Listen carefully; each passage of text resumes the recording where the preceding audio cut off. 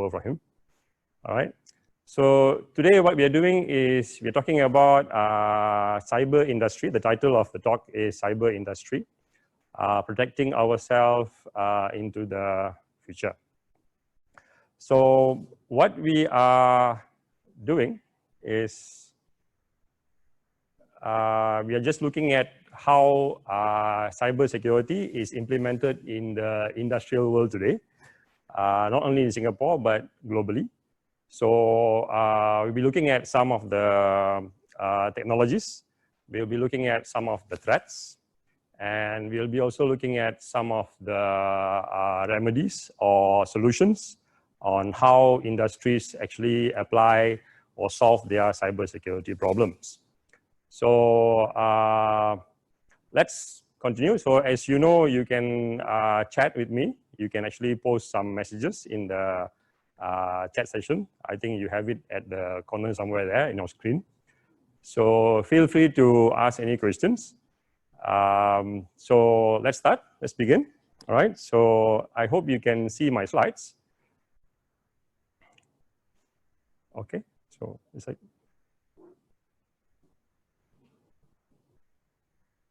Okay. All right. So the first slide basically talks about what is cyber industry and cyber security. Now, cyber industry is basically the industrial world, which we know today, has been evolving since those days. Okay, since from the 50s. If you look at the chart, it shows there's a version of the 1.0, which talks about early use of okay, and you have 2.0 and 3.0, and in 2014 saw the introduction of 4.0 version. So 4.0 version in the industry, basically why they came up with 4.0 is because they extensively use IT in the industry. So we're talking about many kinds of industry, all kinds of industry, especially we're talking about healthcare, we're talking about manufacturing, we're talking about education, we're talking about transportation, okay, logistics, and so on. So 4.0 basically means is using computers and technologies, especially IoT. So if I mention IoT, Internet of Things is technology where they get everything to be connected to everything. So for example, your cell phone can be, your smartphone can be connected to your laptop, can be connected to the website, can be connected to shopping, can be connected to banks for payments, can be connected to your car probably, and the devices in your car, okay, and so many other smart devices, isn't it? Okay, so industries are actually using that, all right? So one of the concern when it comes to IoT or implementing IoT in industry is basically the security of it, isn't it? So because we are actually using a lot of devices, like your smartphones and everything, and these devices are actually exposed to a lot of threats. Okay, so cyber security basically means the move or the initiative to actually protect, okay, the data, the people, and the industry itself, okay, from being abused or hacked by people. All right. So the next slide, basically, it says just a very quick. How do you pronounce that number? It's a very big number, isn't it? It's basically 52 billion plus overall threats blocked in 2019. So 2019, last year, the whole of last year, that is the amount of attacks, that is the amount of threats, that is the amount of breach which has been faced by the industry, especially from IoT devices, okay, from hackers and so on. So that's a huge amount, isn't it? Like as we go along, we will see a lot of more statistics on how much it affects the industry, the people, the customers, the suppliers, and so on. All right. The next slide, as you can see now, is there is actually a global cyber security threats. So we can see a lot of figures here. Okay, 3.1 billion damages. Okay, in damage of this amount of money being lost in recovering or lost because of cyber attacks. Okay, and 6 trillion is the amount of money that we are going to use projected, okay, to recover from these threats. All right.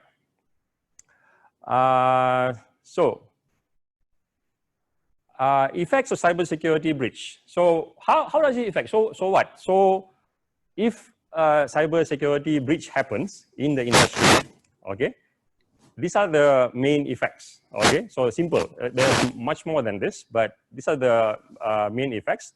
First of all, you have loss of data. Loss of data basically means the companies or the personnel or the people working in the company and the customers and the suppliers, whoever which is who are communicating with the company, they are basically experiencing loss of data. So talking about loss of data is more on confidential data. Confidential data like company secrets, formulas. You're talking about trade secrets. You're talking about personal information about the employees. You're talking about personal information about customers. Okay. So all this has been, we heard a lot of cases like Facebooks and everything. They leaked out data and so on. So that actually affects people, especially if the data is confidential. Example, like credit card information, okay? When it leaks out, it's going to cause a lot of problems for a lot of people, isn't it? All right. The next problem will be loss of reputation. So when you hear about a company being hacked, suppose you are actually investing your money in a local bank, okay, PSBA, for example, and tomorrow you hear a news that it has been breached. Somebody hacked PSBA. How would you feel? All right, you will lose confidence, okay, in that bank. You'll probably go, and if you're investing a lot of money, you'll probably actually go and redraw it or transfer it to another bank, okay. This will actually cause loss of reputation for that particular business, their name, and so on. That will lead to loss of revenue, okay, because customers pulling away their business to their competitors or elsewhere, all right. Legal actions can be taken against companies. Like you might have heard Facebook. A lot of people are suing Facebook because their data being breached, okay. They say Facebook willingly gave away the data to other companies for research or for sharing purpose. So they're taking legal actions, okay? That could cost the company a lot of time and a lot of money, all right? Loss of trust, as I said. Again, you don't trust the person anymore. You don't trust the company anymore. You don't trust the product anymore. You don't trust the service anymore. Therefore, you will shift to another competitor, okay? And loss of business. So eventually, the company, if the breach is very high, and these damages are very unsustainable, they will eventually have to close down the company. Okay, small and medium-sized company experience this a lot around the world. When they're being breached or when they're being attacked, when they lost reputation, they will actually have no choice but to shut down. All right, and of course, eventually, if talking about a bigger company, banks and support, if they shut down, if they go out of business, that will actually affect the country's economy as well, isn't it? All right. So these are some of the effects of cybersecurity breach. So we're talking about IoT again. We're talking earlier, as I mentioned, IoT is extensively used in industry, especially IoT. So what is IoT? So IoT basically means it's actually talking about Internet of Things, devices. Like for example, in a manufacturing plant, you have a lot of devices connected. You have sensors. You have sensors like, for example, a car manufacturing. They have sensors to build throughout the plant, okay? And these sensors are coordinated or linked to a central computer. And this computer actually provides signals and monitors signals. And these devices within the factory, within the manufacturing plant, they also communicate with each other, okay? They use simple, what do you call, communication medium. Like for example, some of the devices, they even use Bluetooth. Some devices use Wi-Fi. Some are connected using cables and so on, okay? So cable is a bit more secure, but when it comes to wireless, Wi-Fi or Bluetooth, we always read that these technologies are not very secure. It can be easily breached. It can be easily hacked. So any kind of hacker, doesn't have to be an expert hacker. Okay. Nowadays, if you study cybersecurity, you will be exposed to a lot of softwares and tools, and these tools will actually teach you how to easily penetrate a wireless device. You know, like if you have, like for example, you are sending a message from your smartphone to a laptop, that is actually traveling through a Wi-Fi, for example. I can actually easily use a software to sniff or to actually track what you are sending. And if I can actually see the data by using some kind of software, I can easily see the data, and you might be transmitting passwords. You might be transmitting some confidential information. All right. So that is how easy it is to penetrate or to disable a device.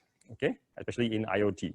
So in industry, there are lots and lots of IoT devices being used, and most of these devices are exposed to a lot of cybersecurity threats. All right. Okay. Next. All right. So industrial IoT, the next screen, if you say industrial IoT is IIoT, refers to the application of IoT technology industrial settings. Okay, so these are special instruments or special equipments which are used in the industry. Okay, as I said, there's a lot of, if you can see the diagram there, the Internet of Things is connecting to a lot of other services. Okay, like for example, communication. From communication, you have data, analytics, and then you are sharing with users, you're sharing with customers, and so on. So on the common use of IoT industry, you have smart manufacturing. Some of these devices, or most of, I would say like half of the devices used in IoT, they are a bit, you can say this, it incorporates artificial intelligence features. Okay, that means the devices pick up the signals, pick up the data, and it sends to a central computer, and a central computer processes this data, okay, analyzes the data, processes it, and sends back instruction to change something. Like for example, a change in weather, for example, or a change in traffic. Okay, like for example, let's say, for example, you're talking about traffic control. All right, so you have a very busy highway. All right, so there are sensors fixed along the highway where it tracks the movement of vehicles or cars, for example. So the moment the number of cars increase, these sensors will actually send this reading back to the central computer, and the central computer will be able to change the direction or change the control of the traffic. For example, they can probably delay one of the signals, traffic signals, or shorten one of the traffic signals, or they can probably inform the authorities or the traffic authorities to actually go and monitor or go and control the traffic in that particular area. So there's a lot of things involved. So these are basically, it's called data analytics, and it's done automatically using some kind of artificial intelligence algorithms. All right. So we have smart manufacturing, we have preventive and predictive maintenance, smart power grids, again, electricity, and it seems very simple, electricity, you have lights and electricity, but basically these are all controlled using sophisticated algorithms and IoT devices, okay? And then you have connect to smart logistics. Again, logistics, talking about if you order in online, you order from Amazon products, your product is being tracked. Have you noticed that? Okay, if you're actually ordering something from Lazada, for example, or Amazon, you can actually go and track your products. So some bigger products, they actually use RFID, okay, embedded into the product. And this RFID can be actually used to track the movement of the product wherever it goes. So you can exactly know when you are actually receiving this product, okay? And or if there's any delay, the product will be able to show you. Sorry. Pause that. Excuse me. Sorry for the interruption. Okay. All right. So so we have the last one is smart digital supply chain. So as I was saying, we are talking about product being shipped from one place to another. It can be easily tracked by using IoT devices. All right. So all this comes under industries. All right. So IoT. The next slide. Does it work? Okay. So this is IoT threats on industry. So this is some statistics that we have, and we have 68% have altering the functions of the device. Okay. So these are the threats which are happening. 68% basically means they will attempt 68% of attempt to alter what do you call the settings, or to take over this device and use this device to actually sabotage the service, or they can actually use the device to extract data, confidential data. All right, and this data can be used to actually attack the other devices in the industry. Okay, and we have also statistics like 54%, okay, controlling the device remotely. So you have 54% attempt of trying to control or take over a IoT device from a remote location or remotely. All right, 39% capturing data from the device. The 39% of people, they were attempting to capture the data which is flowing from one device to another. Okay, and 39% also using the device as a network entry point. So they actually use, because these IoT devices, right, these are very small devices, normally just sensors and everything, but they actually have a very good link to the server or the other computers. So attackers or hackers, what they do is actually they try to go through the IoT devices, because IoT devices are small and the security system in the IoT device is not very strong. They don't have a sophisticated firewall and everything in the device itself. So if I can actually go and break into a device, I can use the device. Through the device, I can penetrate into the network and eventually probably go into the server. All right. So that's what the clear side means. Oops. Okay. I just threw in some other examples that happened recently. These are nothing to do with, these are more on for home users. Okay, so you might have heard of Alexa. So all of you, probably some of you might have it. So Alexa is basically, it says Alexa and Google Home devices can be abused to phish and eavesdrop for users. So basically this is what happened.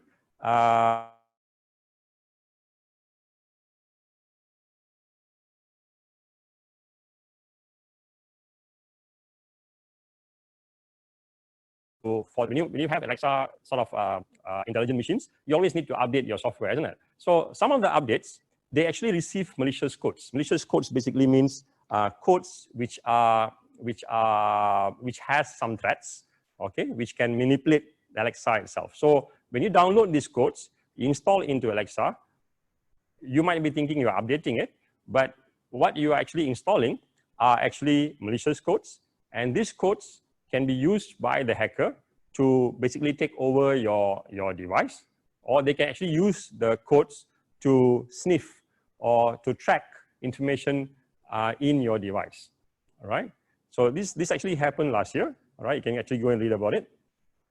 IoT botnet are also known for brute force attack. IoT botnet is actually another device where they penetrate these IoT devices, and they use brute force. Brute force basically means you are actually putting in some codes to penetrate the system, penetrate the software in the device. Okay, so you have things like you can probably brute force the passwords. Okay, and most of these IoT devices, they come with a standard password. The ID is admin, the password is admin1, and most people, they actually don't go and change this. Okay, so if you probably buy a router at home, you fix it a router at home, and the router's default password is default ID is admin, default password is admin1. Many people, surprisingly, they actually don't go and change this password. So if I am actually sitting outside your house or sitting outside a company or office, I can actually wirelessly access these routers and probably go into access and take over the router and sniff all the data which is passing through the router, right? So these are some examples of breaches which happened before, right? Next. Okay, so the next threat that we are looking at. So earlier we saw technology of IoT and what are the threats which happen in IoT. Phishing scam. Phishing is actually not the actual phishing, catching a fish, but this is a phishing, same kind of concept where you actually fish for confidential information. Now, this is normally or widely done using emails and messages. Okay, I'm sure you heard of stories like somebody will call your auntie or somebody, and then they say, oh, you have won $1 million. But for us to send the $1 million to you, you need to pay about $2,000 of tax. Okay, so once you clear the tax, we will wire the money to you. Okay, so this kind of messages, although probably you think it's ridiculous, but you'll be surprised how many people actually fall for it. Okay, so they actually bang in the money. Okay, they receive SMS, they receive an email saying these kind of things. And am I doing that? Okay, so and they actually once they bang in the money, the money is gone. Right? So that's on phishing scam. So the statistics says the one in the middle, it says 1 in every 420 email has a malicious attachment to it. Okay, and your email can be attached with malicious code as well. So earlier, as I explained to you on IoT devices can be planted with malicious code. Email, which is sent to you, can also be attached with malicious code. Okay, hidden Trojan, viruses, and so on. Right. The third point, you can see some of you, many of us are using Microsoft 365. Okay, and Microsoft 365, it says crossed the 200 million monthly active users marked last year, continued to motivate scammers to launch phishing campaigns. So Microsoft emails or Outlook mails are being targeted to everybody. Okay, we receive a lot of messages from our security department. Okay, in PSB, saying that there's a lot of scamming emails going through. Our security department, they will highlight to us that if you receive email from this person or from this sender, please ignore it, or please don't click, or please don't download anything from the email. Okay, so we have that kind of protection here. But many of the people out there, many companies or small industries, they might not have that kind of protection or a department to warn them. So what would they do is they will just click and they'll download this malicious code into their laptop, and that's it. All right, all the data will be gone. The next day, all your money will be gone, might be, right? So this is this act of sending messages and attaching with malicious code, or sending messages and trying to scam people. This is called phishing, right? Now, the next one is, this is a simple diagram on how phishing happens. So you can see the attacker actually sends an email to the victim, okay, from your left to the right.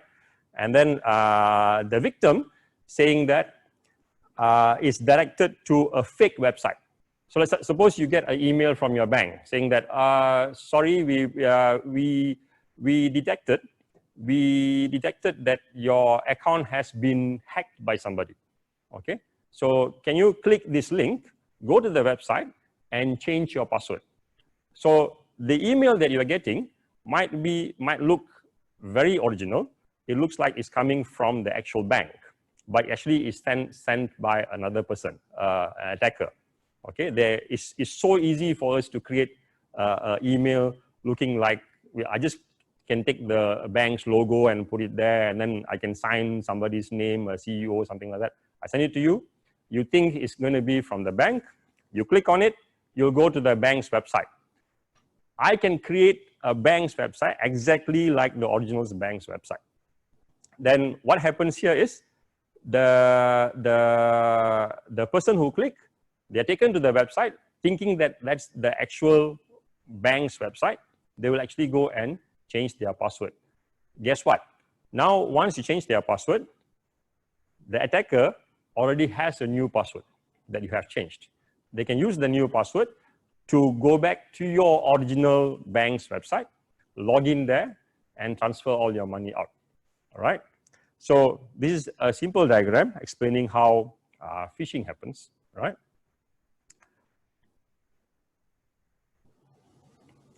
There are a few types of phishing that that is very popularly, but I already explained to you earlier. Advanced fee scam. So this is the one that I was what do you call telling about. You get a SMS saying that you have won some kind of money, and then you have to bang in some kind of money to retrieve it. So that's one. The second one is account deactivation. The bank will send you saying that your account has been deactivated or it's going to be deactivated. So give us your credential, your password, so we can activate, we can keep your account active. Okay, that's another scam that is going on. Website forgery, as I said, you are directed to another website. So same thing. The statistics there, it says 50%, 53% of companies had over 1,000 sensitive files open for people every day. So this is your files. Most of people who are working in a company, they're actually using email as their main communication channel. And their emails is attached with a lot of confidential files. Imagine if this email is hacked by an attacker. That means they have access to all your confidential information, not only of your information, but about the company, the customers, all right, and so on. So that is how much of breach happening through emails. Ransomware is another threat. So earlier we talked about IoT threats, then we talked about phishing. So the third one, talking about ransomware. Ransomware is also has affected industries a lot. All right. Ransomware is basically is actually an act of people sending softwares, malicious code. And these softwares, what they will do is either it will lock your files, or basically it will take over your computer. Okay. So, for example, if I send you a ransomware, okay, my software in many ways, like for example, again, I can actually send you an email attached with this malicious code or software. You download it, you click it. It installs automatically in your laptop. After that, it takes over the file in your laptop. It locks the file in your laptop. Imagine this one happening in a company, okay?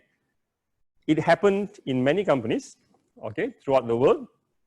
And you have cases like you have thousands of employees. The record has been, their record and confidential data has been locked. You can't open it. You don't have the password for it. Your data will be encrypted, all right?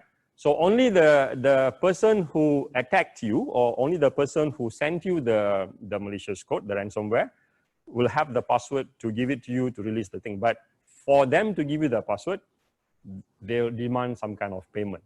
And these payments are in millions, okay? And you can see the statistic, the cost of data breach in the healthcare industry was the highest at 6.5 million. That is how much companies paid to recover the data, because you have no choice. Otherwise, all of your work, all of your data, all of your confidential file will be locked away forever, okay? So many companies can't afford that, so they paid the ransom, all right? So point number 3, 39% of the global data breaches caused by malware were ransomware. 39% of all attacks were actually ransomware. Okay, we'll look at a small case in a while.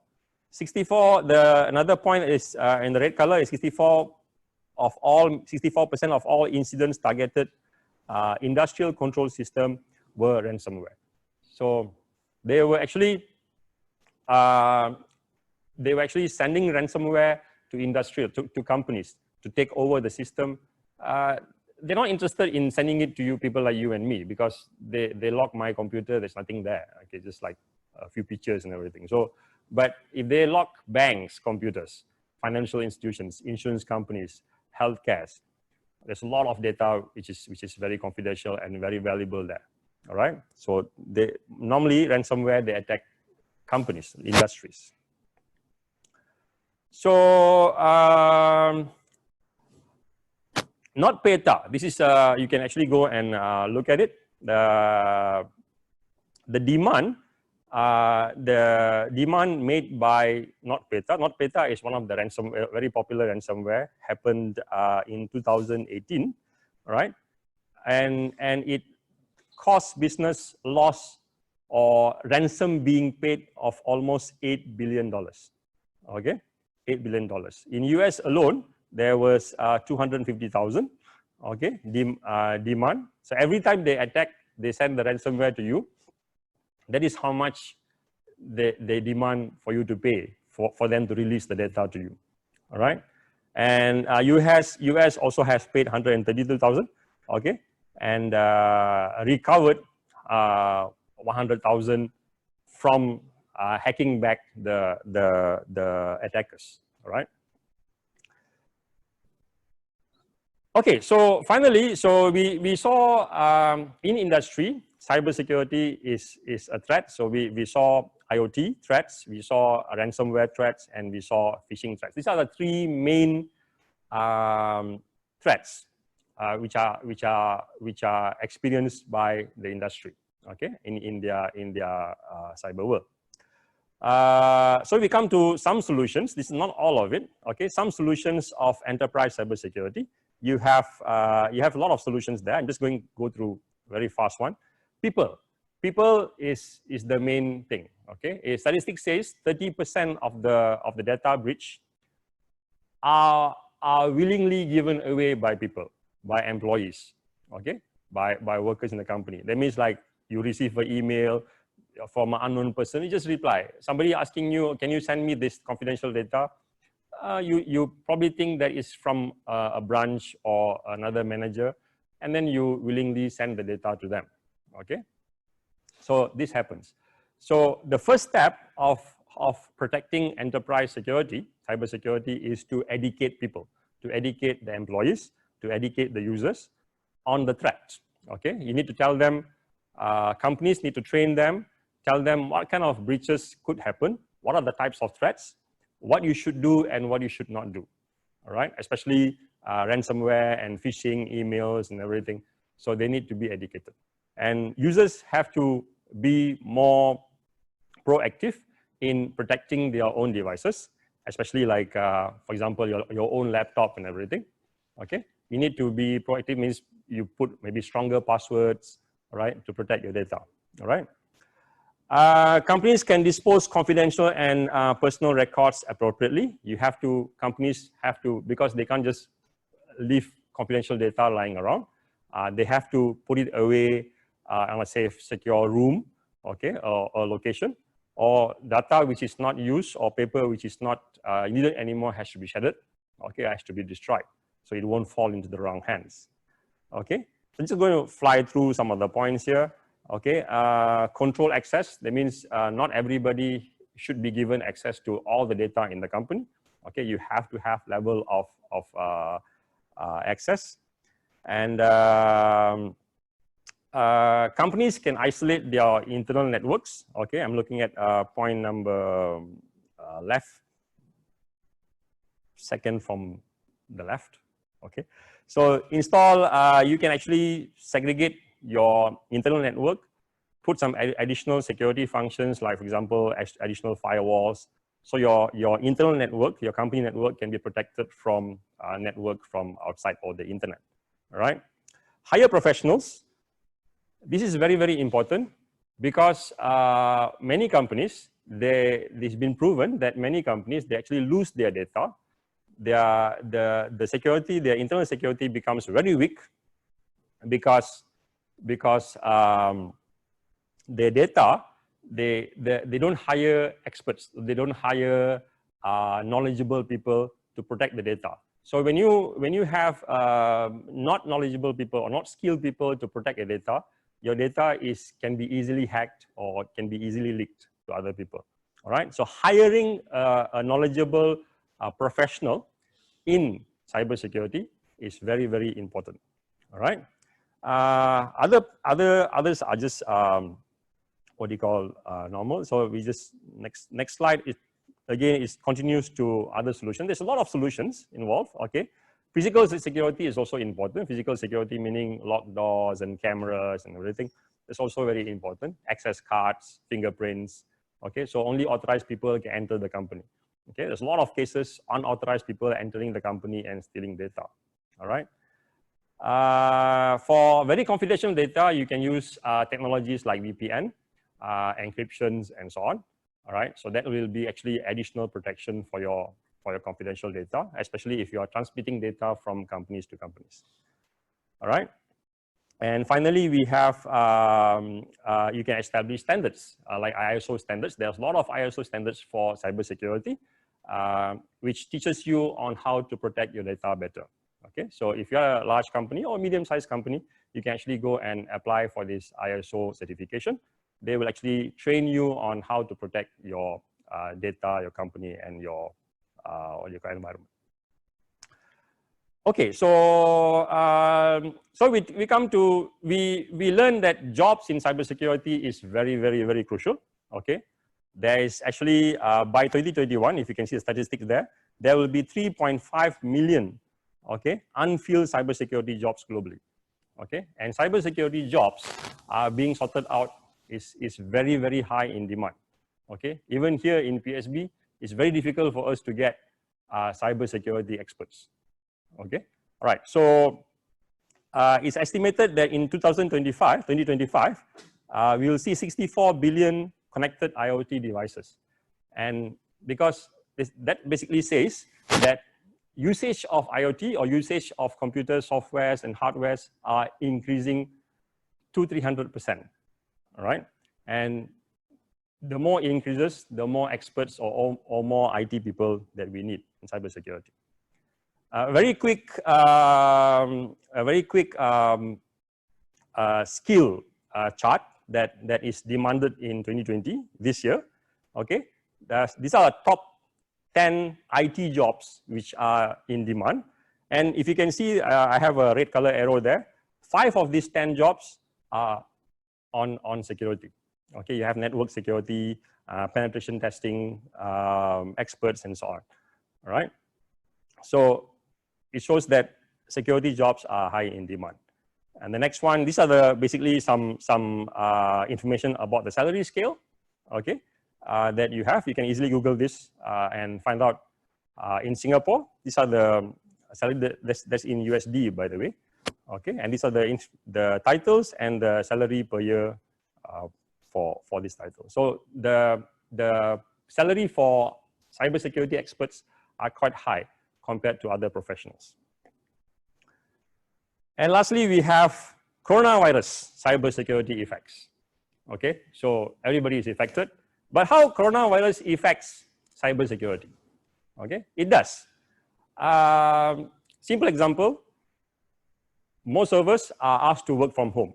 Your father, your uncle, or if you are working, you're probably working from home. Okay, you will ask to work from home, and all you have to work from home is using a laptop. When you are working in the company within your office, you are protected by your internal network. You are protected by your server. You are protected by your firewalls. You might have a DMZ. Okay, you might have your own internal network. Okay, your private network, your intranet, your extranet, and so on. But when you are at home, you're just using your phone's Wi-Fi or your home Wi-Fi, and that is totally not secure compared to your company's network. Now, that could be easily, this is what we call BYOD, that's a bring your own device, okay? Meaning you're using your personal device, you're probably using your phone to do your work, and that is totally, can easily be breached using many kind of tools by expert hackers, all right? And again, we're talking about phishing. Phishing is also like they can send to you information, messages, and by clicking the messages, they can lead you to a fake website and so on. All right. So these are threats of cost during the period of COVID-19. All right. All right. So these are some of the statistics of attacks and breaches which happen, especially in Italy. You can see the blue color bar is very high. Okay. We all know that Italy is experiencing a lot of threats or a lot of casualties from what you call COVID, and they are very much exposed. These perpetrators, these attackers, they take this opportunity to actually cheat and get information and steal information from people. Okay, all right. So be careful of that. If you are working from home, you need to be careful of this. All right, so that concludes my presentation for today. All right, so hopefully you get some insights. Here at PSB, we actually offer a lot of courses. We have diploma courses, diploma in network defense. Okay, it talks about cybersecurity, it teaches you about cybersecurity. In Coventry University, which is our link, we also have four courses on what you call two on cybersecurity. Okay, ethical hacking is a degree level courses, and we also have ECU. Okay, another university that we have also offering cybersecurity courses. Right, you can check out our website, or you can talk to our marketing people for more information. All right, so.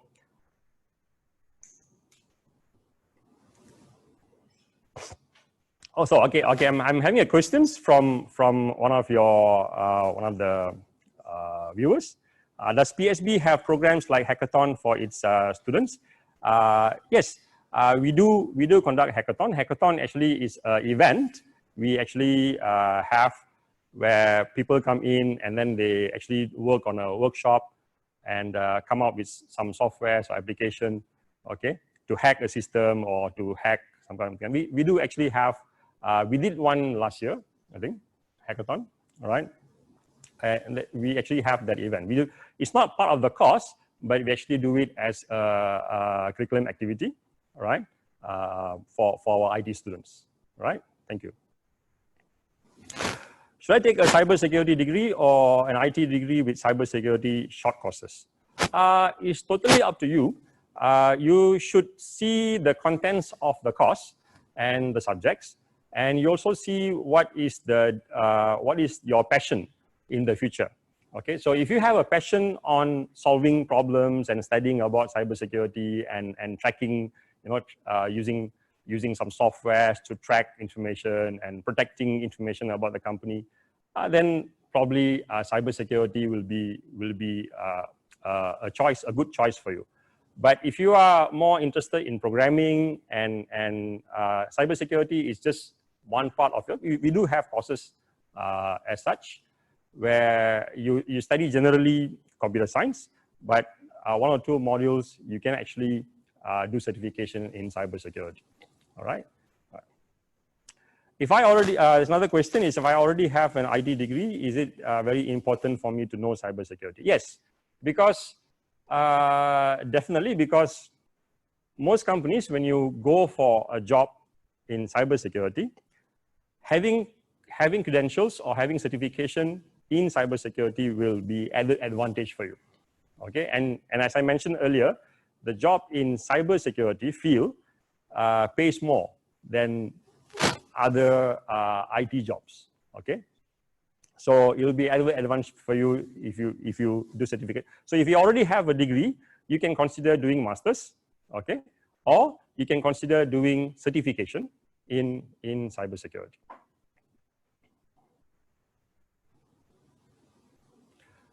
All right, that's it. Okay, all right. Thank you very much for listening to the talk. Okay, all right. Have a good day. Thank you.